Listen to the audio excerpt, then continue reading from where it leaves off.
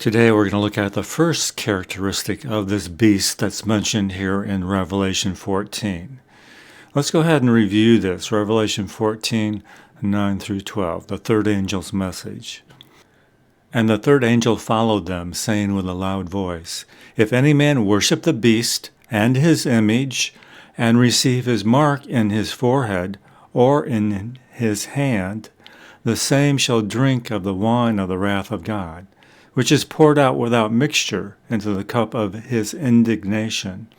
And he shall be tormented with fire and brimstone in the presence of the holy angels, and in the presence of the Lamb.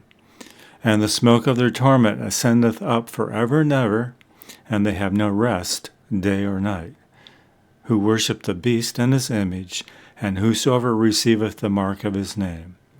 Here is the patience of the saints. Here are they that keep the commandments of God and the faith of Jesus." So here is this warning to any man who worships the beast or his image and receives his mark, that they shall drink of the wrath of the wine of God. So in our last video, we discovered that this beast that we're told not to worship is described in Revelation chapter 13. So let's look at this beast in Revelation 13, verse 1.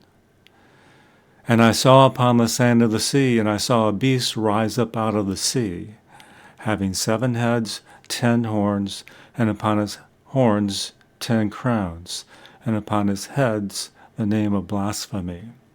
So this is one of the identifying characteristics of this beast, that they rise up out of the sea. And we have a parallel prophecy in Daniel 7:3.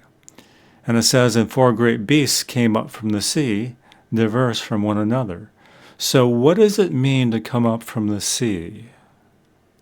Remember, coming up out of the sea or rising up out of the sea is one of the characteristics of the beast of Revelation 13 and 14 that we identified. And so, what does it mean to rise up out of the sea? Well, in Revelation 17:15 it says, "And he saith unto me, The waters which thou sawest, where the whore sitteth, are peoples and multitudes and nations and tongues." So, the waters, or the sea that it rises up out of, are people, multitudes, nations, and tongues. It simply means it rises up, comes into power in a populated area among many people, many tongues, and nations. So this is your first identifying characteristic of this beast that we're not to worship. As you can see from this list, there are many more characteristics that we're going to go over in the coming videos. Think about these things and see if you can identify who this beast is that rises up out of the sea. May God continue to bless you as you study His Word.